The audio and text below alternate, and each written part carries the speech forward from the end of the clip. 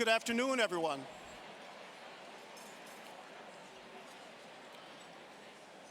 Good afternoon. Good afternoon, everyone. And for those who are at the bar at 10:30, good morning to you. So my name is Alan Bell, and I serve as the chair of the Openlands Board. And I want to officially welcome you to the Openlands 2025 Luncheon. So thank you for joining us today.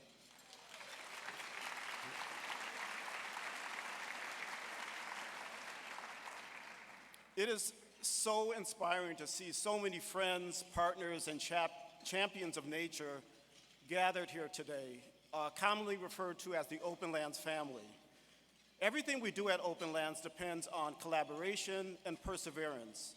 We always accomplish more together than any of us could do on our own. To begin, I would like my fellow board members to stand and be recognized. Awesome.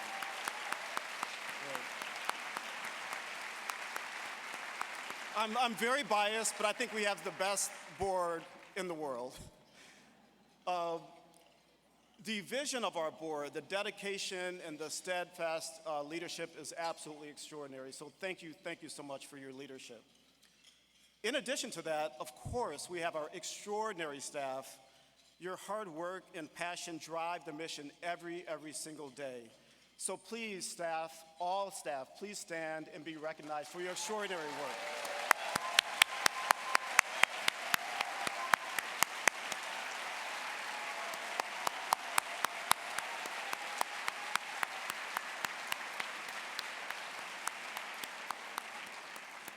Again, very biased, we have the best staff in the world as well. They are absolutely amazing. We are also honored to have past recipients of the Gerald W. Adelmann Conservation Leadership Award with us today. The past recipients, if you can please stand and be recognized as well.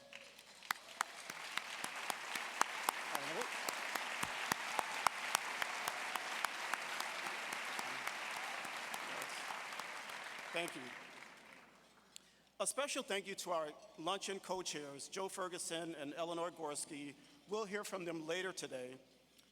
We'd also ask that our host committee members who've shared all their time, their commitment, of course, their fundraising prowess to support this event, we ask for all the members of the host committee to stand as well. Awesome.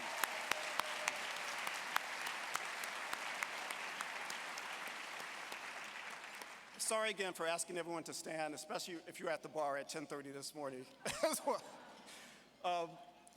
So the luncheon is really Openlands' signature fundraising event of the year. The dollars raised here today fuel the real on-the-ground work of conservation, restoring land, protecting clean water, connecting people in diverse communities to nature in our entire region, and really focusing on advancing positive, lasting impact throughout our entire region. Our fundraising goal for today is $500,000, and we really need your help to get there. We've had extraordinary support so far, but as you listen and feel inspired by what you hear today, I invite you to take action by making a gift that sustains this vital work. Every contribution at every level is a promise to future generations to leave our home better than the way we found it. We're deeply grateful to our generous sponsors who make today possible, especially our Nature's Guardian level sponsor, the Nagani Foundation, and our Trailblazer level sponsor, Kimberly Duchossois. And the support of these lead sponsors is extraordinary and so appreciated. Let's also, for our lead sponsors, absolutely. We'd also like to thank our sponsors at the Tree Planter, Showstopper, and Green Grower levels. Please join me in a round of applause for all of our sponsors today.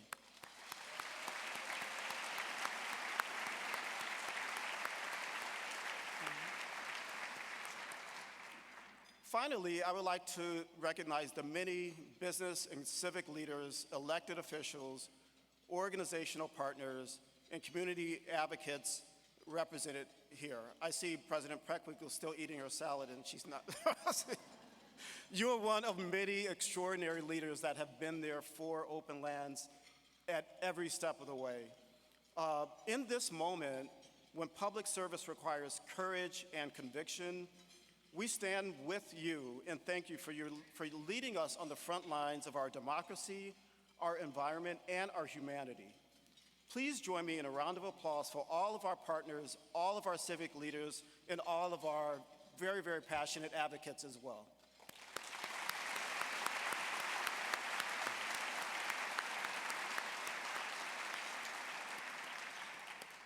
So there's one piece that I left out, and that's you. That's you, everyone in this room. While we may not be able to thank each and every one of you in this room, please know how deeply grateful we are for your continued support and engagement. It's all of you, everyone in this room, individually and collectively, that bring the mission of Openlands to life. So thank you so much, and give yourself a round of applause.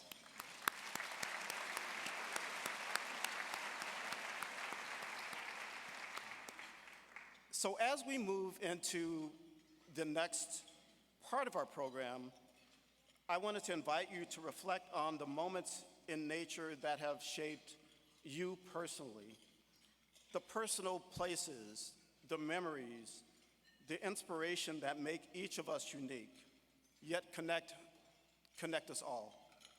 That personal passion for nature is why we're here today, and why we together must protect what we truly love. So thank you again for joining us today.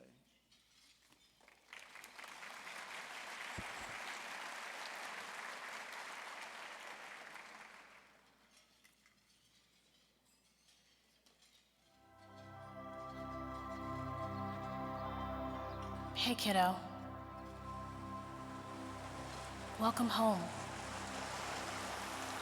You might not remember your first swim in the lake, or that first bike ride through the park.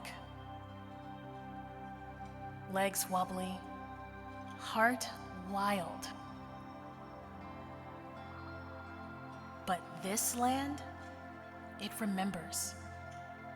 The breeze that rustled your hair, the water that cocooned you in a cool embrace, the trees that stood witness to your milestones. You are of this wondrous land, one of billions of hearts and wings and leaves. Our home isn't just where we live, it shapes who we are. And kiddo, I loved you even before I met you. I planted roots here, especially for you, a place where you can grow strong and kind. I promise to protect it with everything I've got for you and your children. Because this land, this is our wild, precious, and only home. And we protect what we love.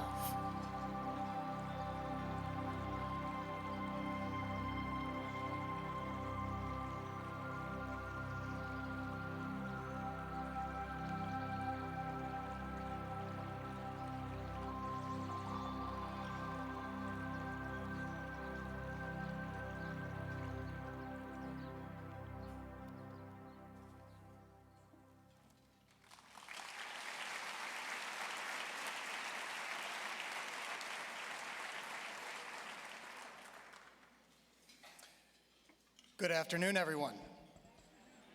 I'm Michael Davidson, President and CEO of Openlands. First, let's take a moment. Look at us. Everyone who takes the stage today, every hand that helped make this event possible, and every one of you who could have been elsewhere but chose to be here, together you form a remarkable community. We're calling that a community of life, and I'm not trying to be poetic. I'm describing something real and profound. We are connected through the natural world that sustains us. And in times of change and uncertainty, gatherings like this remind us of that connection and the strength it gives our community. There's power in numbers, especially when voices as diverse as nature itself unite around a shared goal. So thank you for being here. Now, we just watched that beautiful video. Those weren't scenes of strangers in faraway places. They were our moments, our people, our landscapes, our stories. We saw Openlands accounting manager, Ivy Lowe, sharing with her toddler the awe of the prairie, the first encounter with its sweeping openness. Our landscape ecologist, Mary Fortman, dangling from a tree, clearly a spirited kid. Early climbs that shaped the scientist she would become. The daughter of Openlands board member Daisy Fite, standing in the preserves with her arm raised high as if declaring victory, drawing confidence from the land itself. And the children of our GIS analyst, Craig Schillinglaw, walking with their grandfather through the autumn woods. Arms around him, the season of his life reflected in the colors above.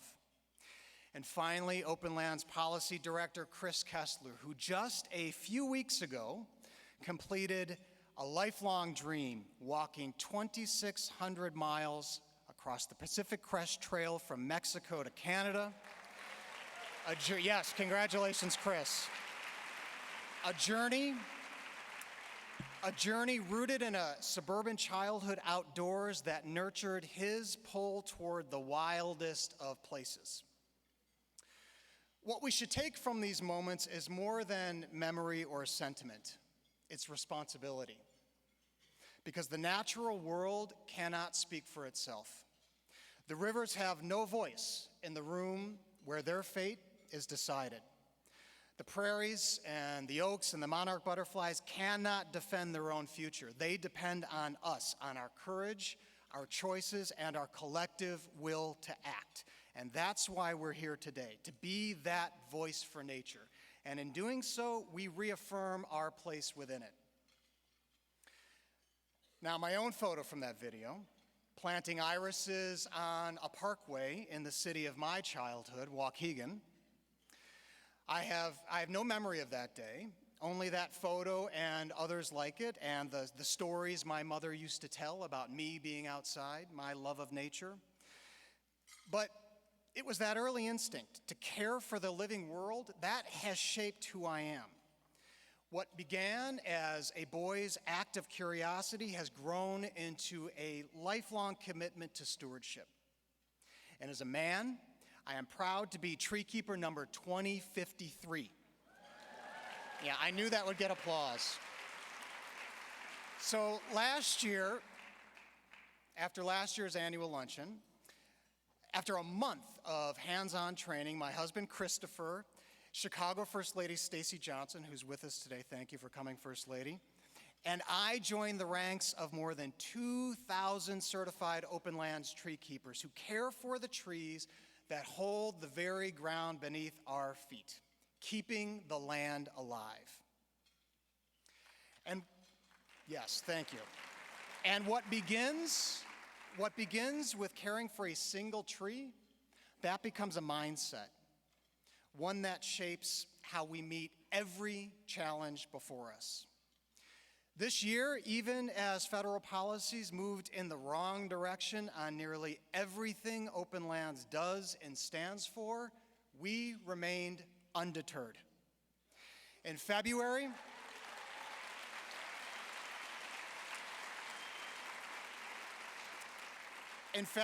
when funding freezes began disrupting restoration projects across the region, including our own, we spoke up. We connected journalists with partners and federal employees whose work was at risk at places like Medewa National Tallgrass Prairie and the Indiana Dunes. Major outlets, including the Chicago Tribune and Chicago Sun-Times and WTTW, carried those stories forward, and we amplified them on social media. And then we heard from many of you. What can I do to help, you asked. So this is what civic leadership looks like. Not silence, but action. Using the Openlands platform, exercising our First Amendment rights, and standing up for both nature and democracy because one depends on the other. And that is the message we want to convey through today's program.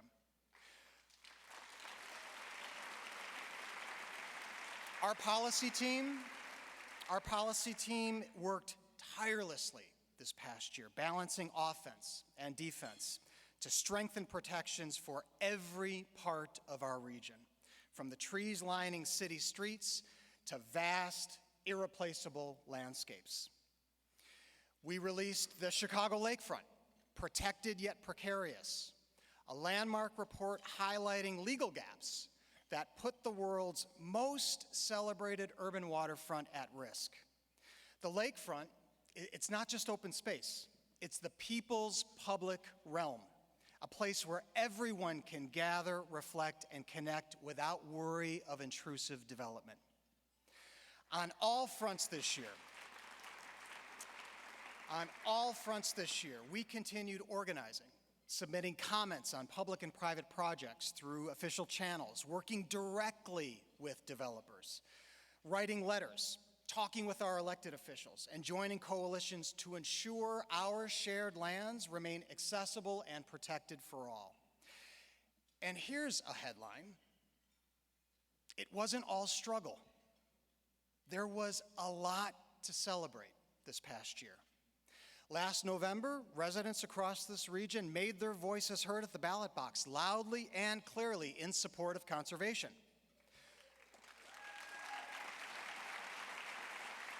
Openlands was proud to help lead voter campaigns in Lake and McHenry counties and to join broad coalitions in Kane and DuPage. Together with our partners at the Trust for Public Land and the Conservation Foundation, we built diverse alliances that achieved 4 major victories, increasing public funding for county preserves by more than $700 million over the next 20 years, including Will County's board-led $50 million bond. So to every agency, organization, and volunteer who helped make those Vote Yes campaigns a success in 2024 in the Collars and in 2022 in Cook, thank you. These victories prove the public believes in conservation as a necessity. This year, we officially closed the books on one of the largest restoration efforts in our region's history, the O'Hare Wetlands Mitigation Project. 20 years ago, the city of Chicago entrusted Openlands with $26 million to restore wetlands lost to airport expansion. Partnering with the forest preserves of Cook and Will County and the U.S. Forest Service, we nearly doubled the required outcomes across 5 vast landscapes in the Des Plaines River watershed. Together, we restored more than 530 acres of wetlands and protected over 1,600 acres of natural area. So when you stand in a place like Hadley Valley, which you see up on the screen, you feel its vastness, not just in scale, but its vastness in possibility. You begin to see how landscapes like this can shape the health, spirit, and future of the communities around them. Here in the city, through Space to Grow in partnership with Healthy Schools campaign, we cut ribbons on green schoolyards in Austin and Pullman, with 5 more on the way before the end of this year. And that'll make 41 schools across the city where kids can play safely, where rainwater can soak in, and where communities can gather. These aren't just schoolyards. These are living, resilient public spaces. So if this past year has shown us what we can achieve together, the next 5 years will define how we carry that momentum forward. And that's why I am very proud to officially debut the new Openlands Strategic Plan. This plan represents thousands of hours of thoughtful work, input from hundreds of partners and stakeholders, and the creativity of both our board and staff. Many of you in this room contributed to the plan, and I thank you for that. It conveys both a sense of urgency, given the times we're living in, and a sense of optimism, because there is still so much within our power to change. As we open the plan, of course, we quote Chicago's son, Daniel Burnham, "Make no little plans, make big plans," he famously said. But importantly, particularly for this moment, he didn't stop there. He continued. He said, "Aim high in hope and work." This plan is exactly that, a bold act of hope in a moment when action can sometimes feel futile. Hope is not something we wait for. It's something we make. One decision, one acre, one act of courage at a time. Yes, the federal landscape is challenging, and support for land conservation is under enormous pressure. But hardship isn't new to anyone in this room. And it's certainly not new to Openlands. We were founded during the Civil Rights era. Openlands has weathered the Vietnam War, the Cold War, 9/11, the Great Recession, and a global pandemic. And through it all, our commitment to protecting nature has never wavered. This is a 5-year plan with ambitious but achievable goals, yet it's really about the next 25 years. What we build together now will define the region we inhabit in 2050. Our new strategy doubles down on where Openlands leads best, and that is with land.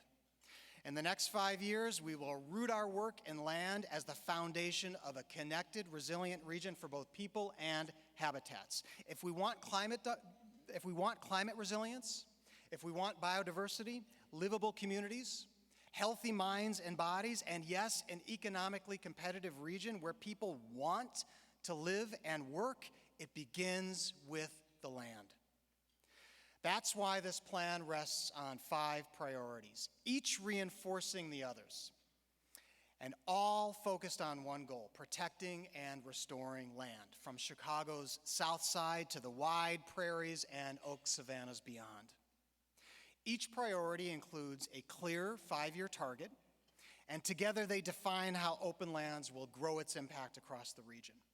And the first is land-centered leadership. Our target is to unlock $150 million in new state and local investments for land and water conservation through our influence and partnerships, and that means you. We aim to position land conservation as a driver of the region's health and vitality, not an afterthought or a nice-to-have, but a catalyst. The second priority is resilient and connected landscapes, which reflects our work as an accredited land trust. Remember, we buy land.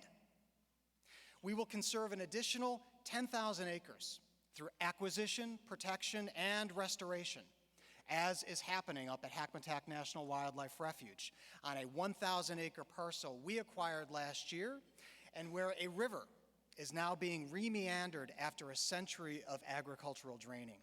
The river is now finding its way. That river is finding its way back to where it's always belonged.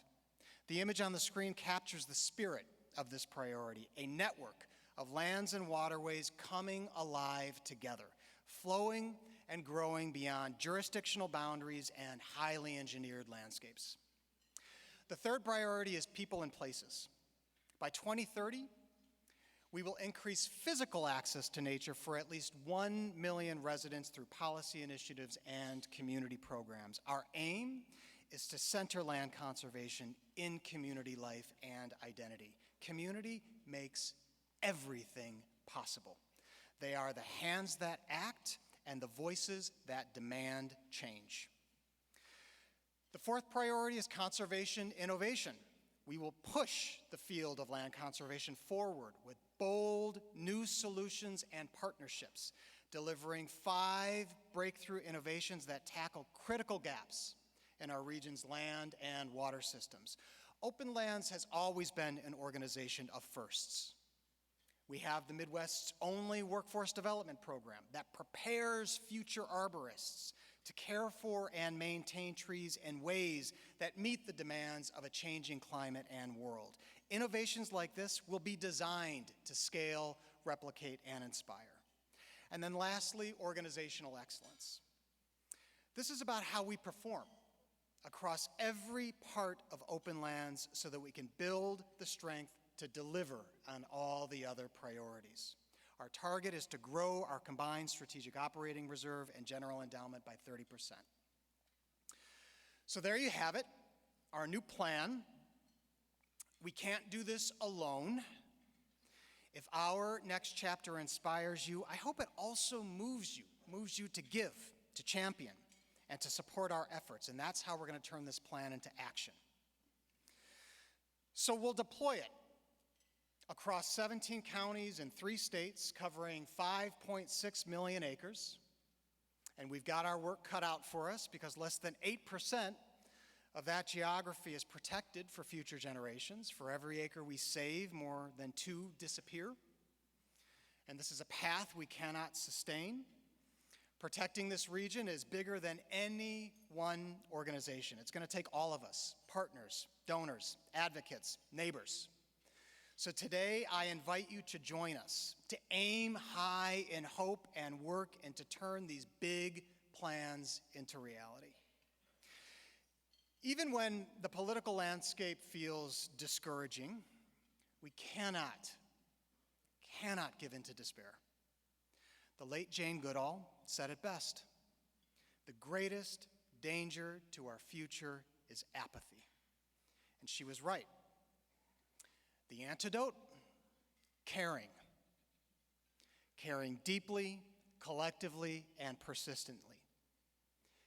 But never forget, caring can also be fierce. So let us act in care.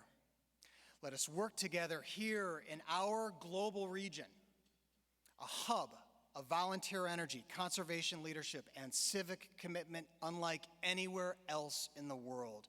This region can indeed be a force for nature. Thank you. I'm glad you're here. Enjoy the program.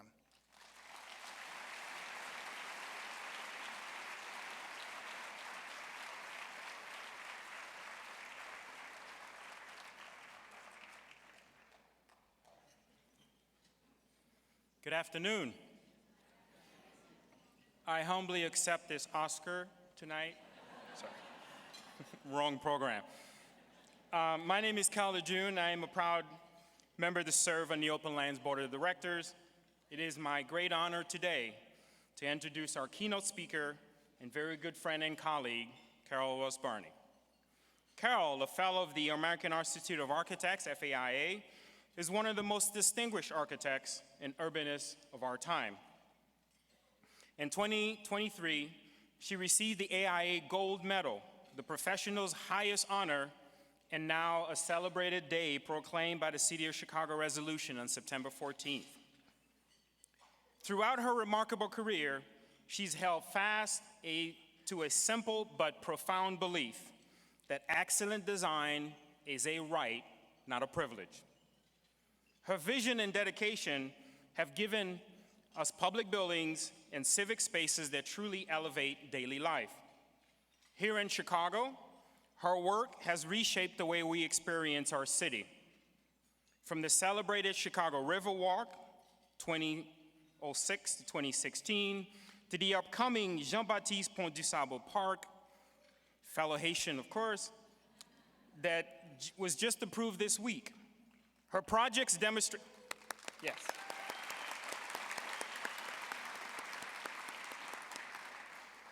Her projects demonstrate what it means to create spaces that are inclusive, community-centered, and deeply connected to nature, a shared sentiment that is critically important to Openlands. We are thrilled to have her with us today, I should say. Please join me in welcoming our keynote speaker, Ross Barney.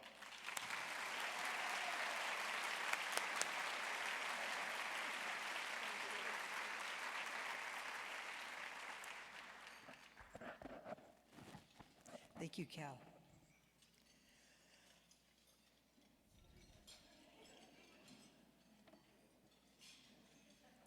Okay. Oh, there it is. You might be wondering why an architect is talking to you about open lands.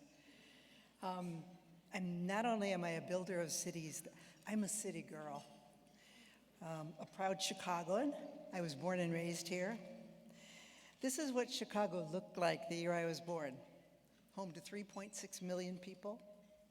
Between 1850 and 1950, it grew from a small frontier town to a booming metropolis, one of the greatest urban stories in history. Chicago once defined the modern city, but now it needs to redefine itself. To survive and to thrive, we must become green, resilient, a sponge city that works with nature and not against it. I like to think that I earned my eco-champion stripes the honest way.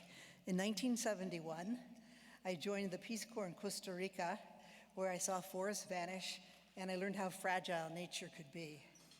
This is one of the sites I worked on. It's Poas Volcano.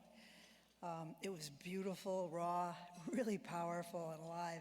And I realized that by protecting even one place, I could help sustain the planet. And that true sustainability begins with respect for nature and in how we design our cities, including this beauty.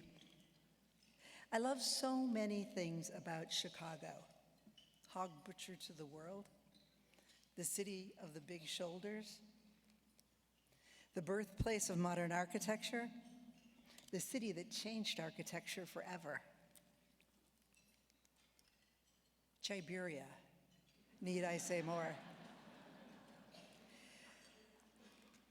City in a garden. Even in a city as dense as Chicago, nature is still here, woven through the streets of the neighborhoods like a living memory.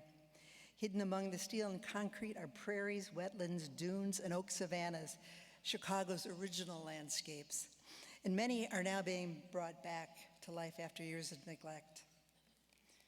It's hard to believe, but the prairie still lives inside Chicago's city limits. Once this whole region was a tall grass prairie, oceans of grass and sky. Today, only a tiny fraction remains. Yet places like Hegrich Marsh still hold, I always thought they should rename that, by the way, it's so hard to say. Still hold pieces of what the original landscape untouched and alive would look like, untouched and alive beneath the city's edge. Wetlands. The Chicago River may be engineered and reversed, but it's still wild at its heart. Along its bends and wetlands, you can spot beavers, coyotes, great blue heron, reclaiming the water's edge. And then there's Chunkosaurus, the legendary snapping turtle who stole the internet in 2023. She's about 50 years old, 50 pounds, and proof that even in the middle of the city, nature finds a way to thrive. Along Chicago's lakefronts, dunes and swales still shape the edges of the city. In some neighborhoods like Rogers Park in South Chicago, there are traces of landscapes that used to be as rich and as high as the Indiana Dunes. This is Montrose Point. It's affectionately known by birders as the Magic Hedge because more than 340 bird species have been spotted here, including the beloved but departed piping plovers, Monty and Rose, whose progeny still return. Sitting on the Mississippi Flyway, Chicago welcomes over 300 bird species a year, a reminder that even in a big city, nature never stops passing through. Oak savannas are one of Chicago's hidden gems, where the prairie meets the forest. This is Psalm Prairie Grove in Northbrook. Bur oaks stand among tall grasses and wildflowers. It's a prairie with trees, a uniquely American landscape and one of the rarest on earth. But why does this matter? It matters because saving Chicago's natural landscape isn't about looking back. It's about building a future that lasts. These open lands make our city healthier, safer, and more beautiful while keeping us connected to where it all began. The climate crisis is real and likely existential. It would be really nice if we could end it by executive order, but it doesn't work. If we want a resilient, inclusive, truly livable city, we have to remake Chicago. And we have to remake it for radical sustainability. Green cities are not a dream. They're our only future. So future cities will use nature to stay resilient. Maybe some of you have seen the Riverwalk when it floods. It looks like something out of a disaster movie. Oh, and Blair, I took this picture. It was like 2 weeks after the Riverwalk opened. You called me that day and you said, "Is that a mistake?" You know, I said, not a mistake. I think you said, "Is that supposed to happen?" And, but no, it's not a failure. This is design. Climate change is hitting Chicago hard. May rainfall is up 42% in just 30 years. And managing stormwater is now a massive challenge. The Riverwalk reminds us that the future isn't about fighting nature, it's about learning to work with it. During heavy rains, the Chicago River can rise 6 feet, building gallons of stormwater storage and helping protect the city. This is resilience by design. Restoring nature isn't a luxury anymore, it is survival. Projects like Big Marsh, the 606, Chicago's green schoolyards and green alleys all act like sponges, soaking up water and giving the city room to breathe.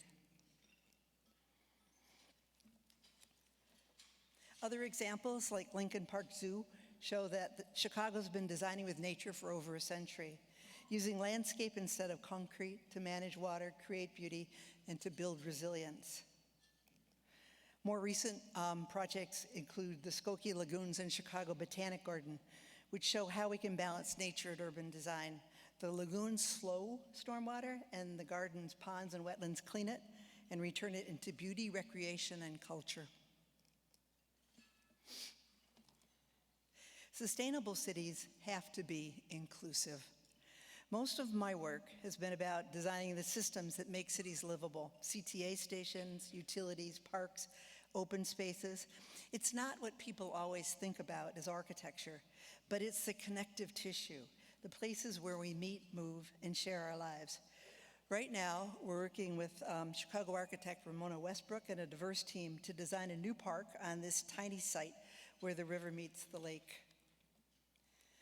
The park will be dedicated. The park will be to honor John Baptiste Pont du Sable, the first non-Indigenous settler of Chicago, who built his trading post where the river meets the lake around 1790.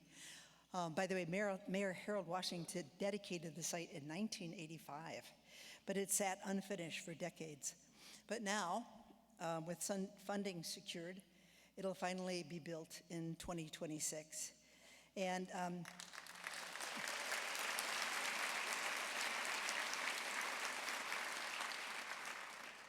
we've invited the public to help us shape the design. For example, the last Chicago Architecture Biennial gave us a chance to showcase the vision right on the future site, to ask a really important question, like, who was Du Sable? We don't know everything about Du Sable's life. Much of it is still a mystery. He was likely born on Haiti around 1745 to a French father and an African mother. She was probably enslaved. He explored the Mississippi Valley, and he married Kitty Hawa, a Potawatomi woman in Cahokia in 1788. They had 2 children. Du Sable lived in Chicago for about 10 years before selling his property to John Kinsey in 1800 for about 6,000 pounds.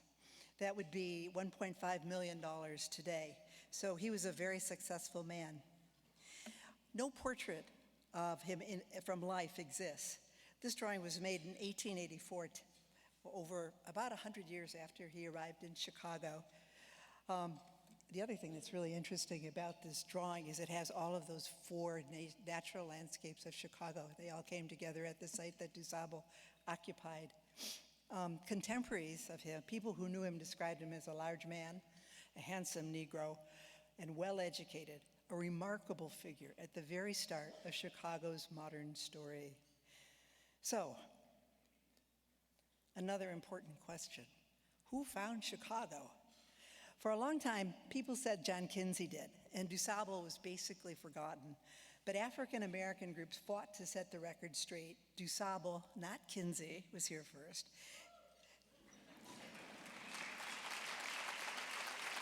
By the way, those groups have been among the most helpful and the most inspiring during the design. But African American groups fought to keep the record straight. DuSable, not Kinsey. The park exists here because of their efforts. But DuSable didn't find Chicago uninhabited. The Potawatomi, along with the Ojibwe and the Odawa, lived in the Great Lakes for over 1,000 years before him. They found Chicago.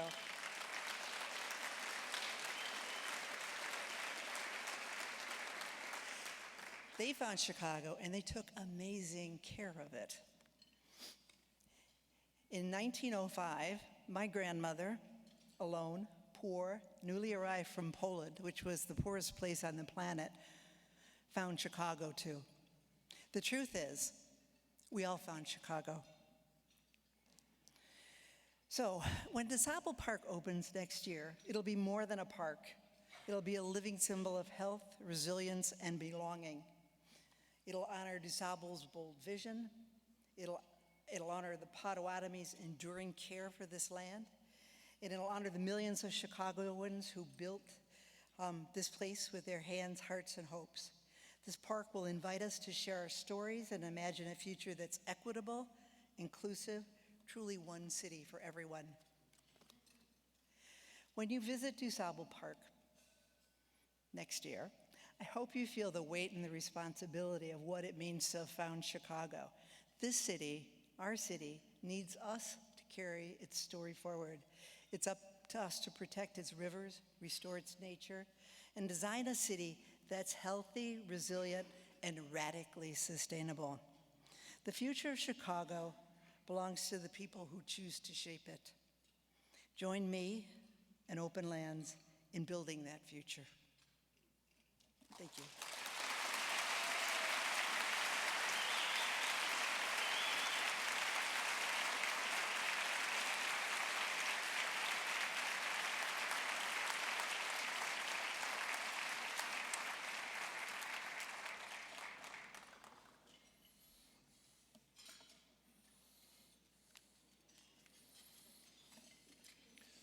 Thank you, Carol, for your inspiring keynote and for reminding us that civic leadership comes in all areas of life and work. Chicago is a city built on that legacy, especially at the intersection of the built and natural environments. In the early 1900s, Dwight Perkins and Jen Jensen envisioned the Outer Belt Park, laying the foundation for the forest preserves of Cook County, now the largest such system in the nation. Soon after, Daniel Burnham and Edward Bennett asked in the Plan of Chicago, "How are we living?" They challenged us to define a city's success through civic infrastructure, including open space. Thousands of architects, planners, and urbanists have carried that promise forward.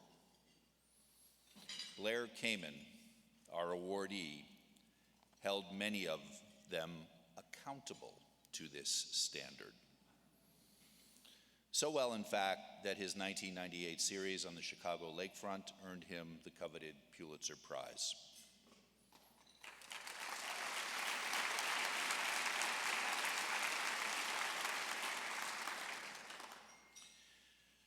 So earlier, we heard an added component of Daniel Burnham's great saying, and the added component is aim high in hope and work. And I'm making people nervous right now because I'm slightly departing the script, but that's what I'm known for. So aiming high in hope and work, I have a slight fear of heights, which means aiming high means being just a little bit uncomfortable. And right now, there's a lot going on that make us uncomfortable, but the ambitions of Openlands actually require us all to get just a little bit uncomfortable to help achieve that vision.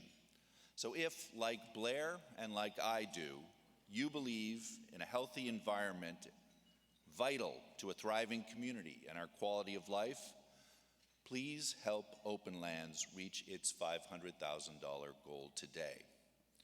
Leading civically means supporting local work that makes a difference, and generosity is leadership. Every gift counts and helps Openlands continue conserving nature for life, for everyone. I'm going to go back after this and get a little uncomfortable myself. Help to make the water warm. Now it's my honor to introduce the short film celebrating, yes, Blair Kamin. I'm going to say that again. Enjoy.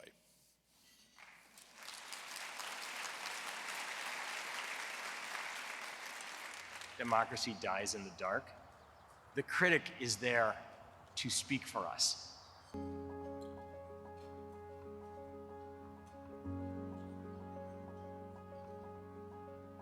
Well, I first got to know Blair 30 years ago or more when he was architecture critic at the Tribune and I was architecture critic at the Sun-Times. Blair has, for almost all his career, been the voice of Chicago architecture, but unlike a lot of other architectural critics, he was almost immediately a national voice as well. Blair was well read by people across the board. It wasn't just developers or architects. Business people read Blair Kamin because he was an advocate for Chicago.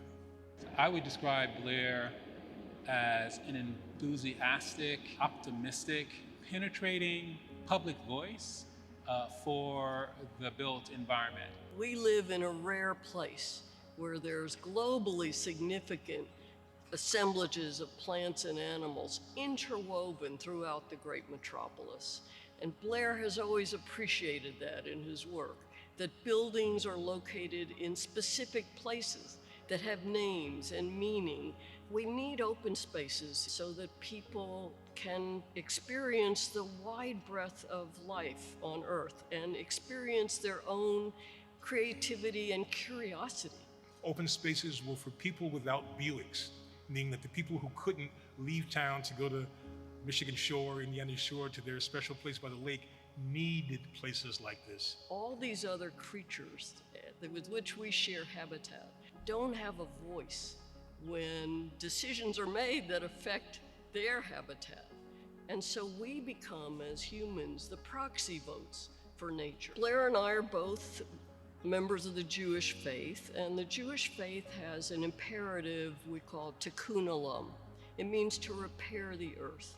Blair has done that through his advocacy.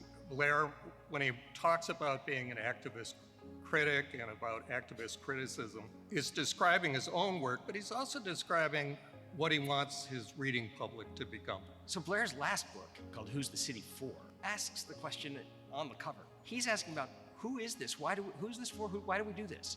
And the answer is really simple, us. And he's there with his tremendous knowledge, and he's also there to deliver answers, which is, when you make a city, you make it for everyone who lives in it, not just one neighborhood or another neighborhood, and especially not one at the expense of another.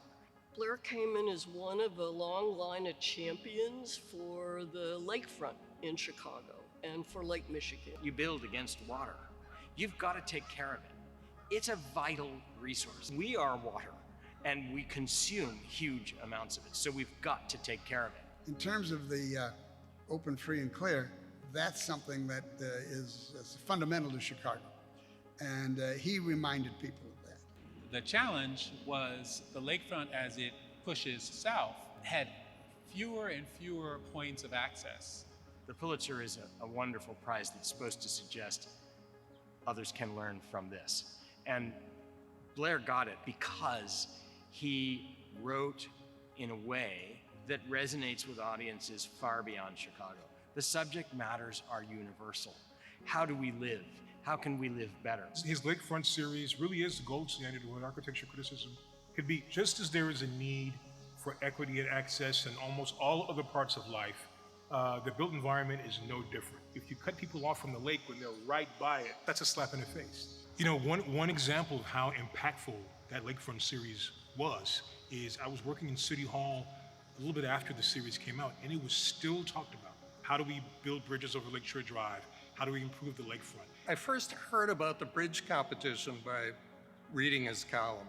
Blair was engaged with the bridges not only from the beginning, not only with coming up with the original concept for better infrastructure on the south side in his 1998 articles, through the Mayor Daley administration, through the Rahm Emanuel administration, and through the Lori Lightfoot administration. He was writing through that entire time period, and that continuity, I think, was very helpful in keeping a spotlight on the bridges. They extend the lakefront park to the west, so they really connect the neighborhoods to the west of the expressway, to the west of the trains, with the lakefront and with nature. And they make that sense of getting to nature very pleasurable. It was really gratifying to have Blair write about the bridges. He quoted Martin Luther King saying that the bridges bend towards justice. The bridge is more than a bridge. It's a symbol of really what the city can provide as a healing element to the community and hopefully to race and class divisions in the city. I think it's wonderful that Openlands is honoring Blair with the Gerald W. Adelmann Conservation Leadership Award. Blair, congratulations. Congratulations, Blair. Congratulations, Blair. Thank you for sharing your Chicago with so many of us and in a way that has inspired us to see Chicago as our Chicago. Blair has shown throughout his body of work how important he thinks open lands, nature, and the experience of nature are for healthy people and healthy cities.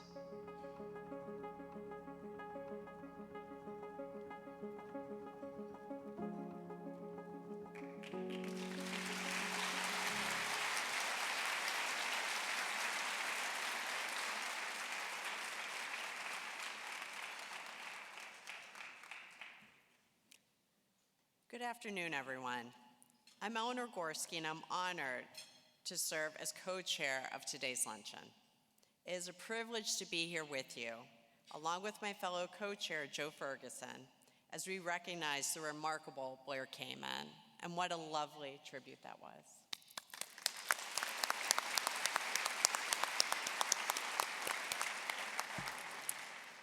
As we've seen in the video, Blair's work truly embodies the spirit of the Openlands Gerald W. Adelmann Conservation Leadership Award. This award honors those whose vision and advocacy protect nature and ensure its benefits are accessible to all. Through his activist criticism, Blair has reminded us that design matters. He has challenged us to see that the built and natural environment are inseparable, and that together they shape the health, equity, and vitality of our communities. He has elevated our understanding of the public realm where architecture, open space, and civic life meet.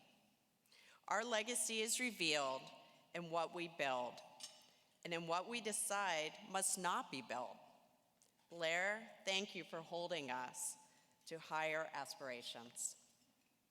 In recognition of his impact, it is our pleasure to present Blair with a photograph of the ore walls at Southworks, captured by his friend and colleague, Lee Bay. Please join me in congratulating Blair Kamin on this deeply deserved honor.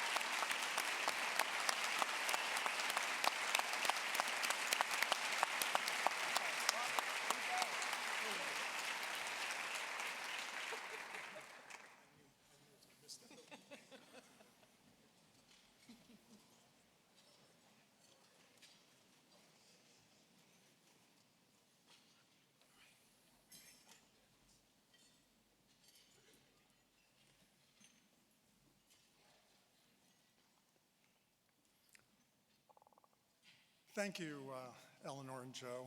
I feel like I just saw This Is Your Life. This is a wonderful honor, one with great personal and professional meaning. One of my favorite places you see is the Openlands Lakeshore Preserve in Highland Park. When I stand on its majestic bluffs and take in the endless stretches of lake and sky, I'm enormously thankful that Openlands prevented this spectacular swatch of land from falling into the wrong hands. I'm so thankful, in fact, that I recite a little-known Jewish prayer. Blessed art thou, Lord our God, King of the universe. Thank you for Openlands and Jerry Adelmann.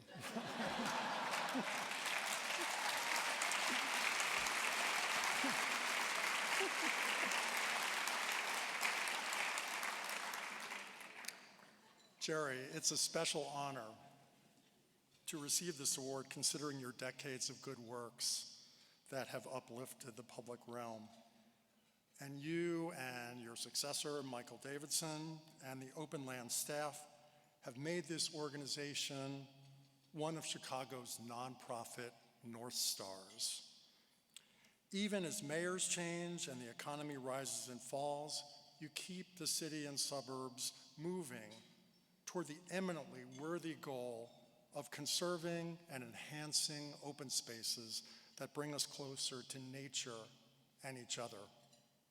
That goal is especially valuable today when the avaricious algorithms of big tech keep us glued to the eerie glow of our phones rather than the wonders of sunlight and moonlight.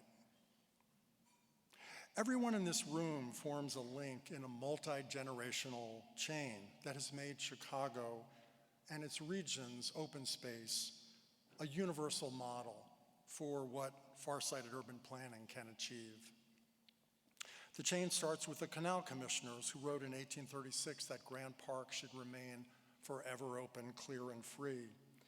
It extends to Aaron Montgomery Ward, who fought in court for 30 years to keep Grant Park that way. It continues with Dwight Perkins and Jens Jensen, who spearheaded the creation of Cook County's forest preserves, and with Daniel Burnham, who envisioned our magnificent continuous stretch of lakefront parks. And it extends to such contemporary open space visionaries as Carol Ross Barney. What unites these disparate figures? Their devotion to a fiercely democratic ethic, that open lands are not empty lands, but precious grounds whose careful cultivation and imaginative design enables our fractured culture to reach its highest creative, social, and spiritual potential. True, common ground is sometimes contested ground, but at best, common ground enables us to discern, if only fleetingly, our common humanity. Shared space suggests shared destiny, and it provides a platform for us to protest, whether against an unjust war or the brutal treatment of our fellow human beings in the streets of Broadview and Chicago.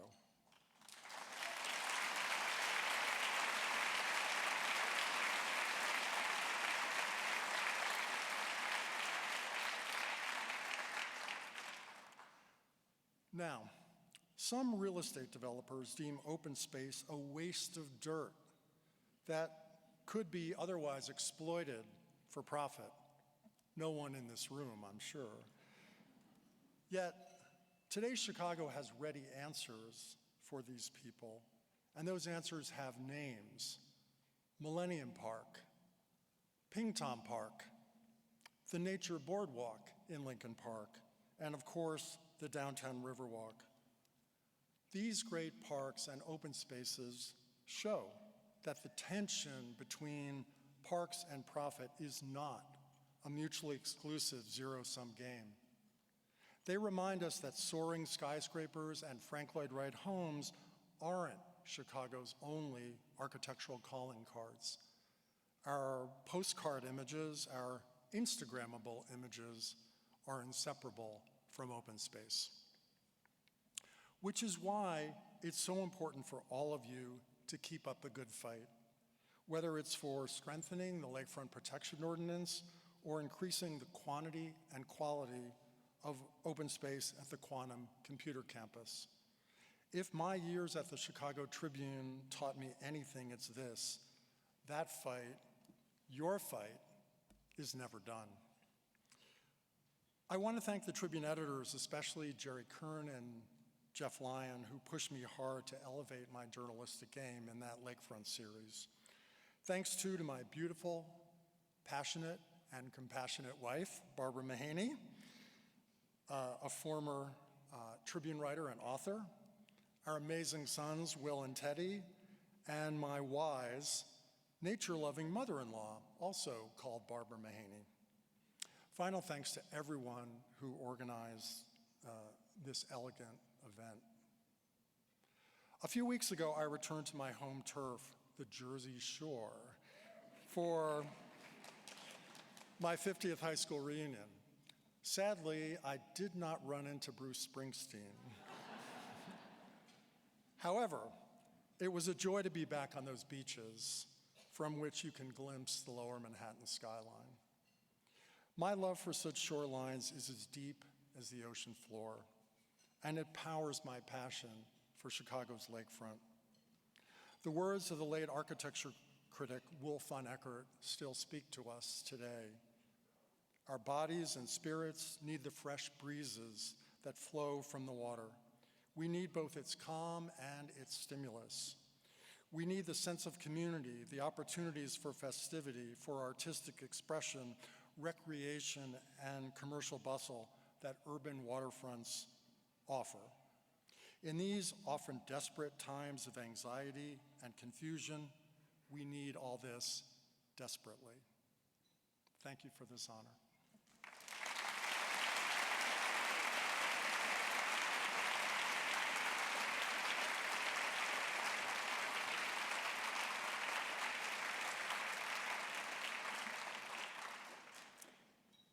Thank you, Blair. Good afternoon, everyone. I'm Joanne Seagren, the immediate past chair of the Openlands Board, and it's my privilege to close out today's program.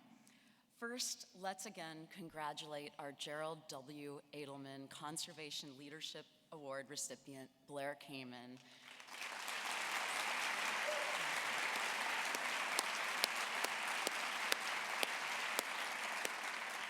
For a well-deserved honor. And a heartfelt thank you to our keynote speaker, Ross Barney, as well.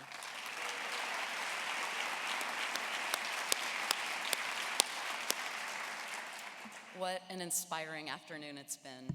I want to also take a moment to congratulate and thank the Openlands staff who bring this event to life each year. It is no small feat, and their attention to every detail is very evident, so thank you.